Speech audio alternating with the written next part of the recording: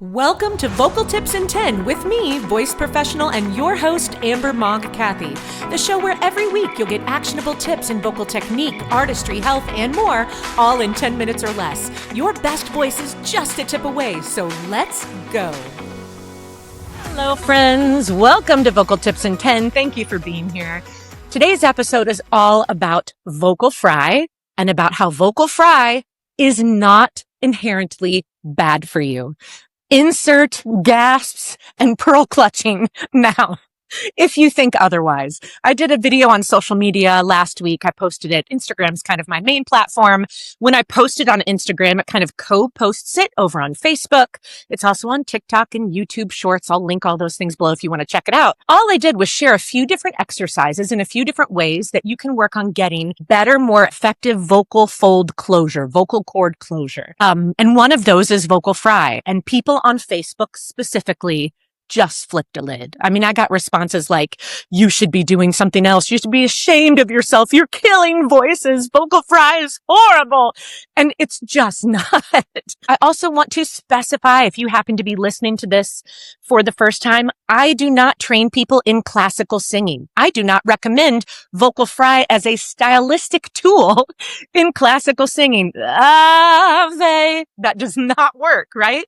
Stylistically, it is used in contemporary commercial styles of singing, what I work in, pop, R&B, folk, country, soul, right? Whatever, insert your genre that is non-classical. Vocal fry is used all the time to add edge, to add grit, to add emotion. And it's not just the songs we think of, like Brandi Carlile's Story comes into my head where you can hear kind of that growl in it, that extra grit. It's not just that.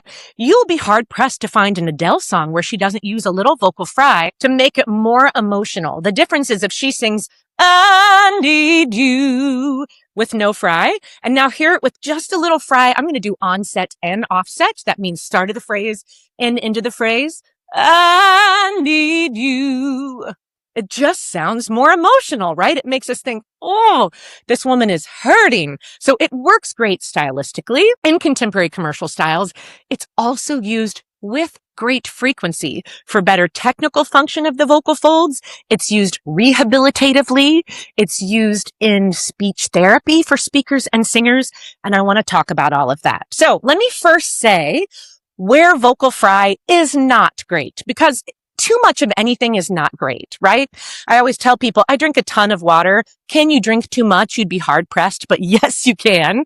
Too much of anything is not great. I tell my singers to think about vocal fry as icing on this great cake. And you can be somebody who likes really heavy icing. You're just like smearing it all over there. You like heavy icing. You can be somebody who uses it really sparingly. That's okay. It's not the cake. It needs to be the icing. It's the decoration, or it's the tool we use to help us get this end result that we're looking for. So why do people think vocal fry is bad?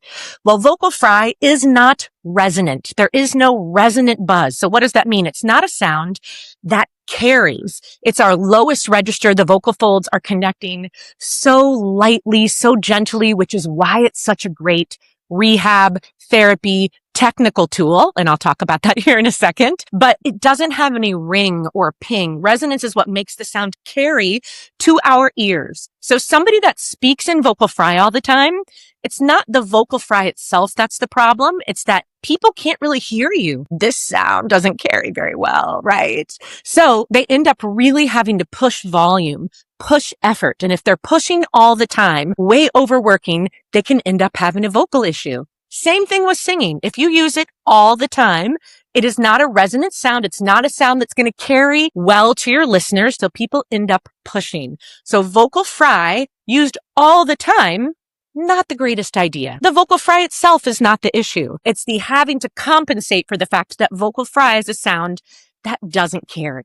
If you use it as a tool, man, it is so helpful. So let's talk about some different ways that vocal fry can be so great for you as a singer, as a speaker, as any kind of a vocalist. One, I already talked about stylistically, It is used so heavily in commercial music styles. And by heavily, I mean little pieces here and there that just add extra emotion, add extra edge, add extra grit. It sounds like the person really means it. It conveys a lot of feeling. So it can be a great stylistic tool.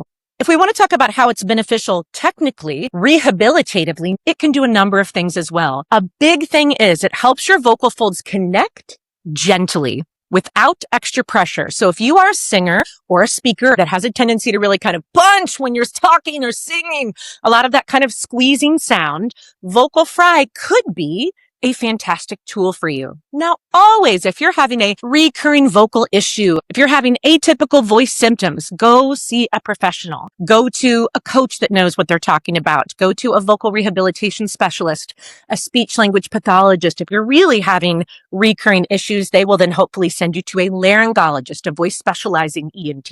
But vocal fry is a tool that many times those professionals will have you use to help you get the full vocal folds connected nice and relaxed. It's gentle connection. When you hear that fry, you hear the vocal folds connecting, but with no pressure. Your vocal folds are so relaxed. So if you are a person that is extra squeezy, vocal fry can be a great way to get those vocal folds connecting more gently. An exercise for that, just do vocal fry into a pitch.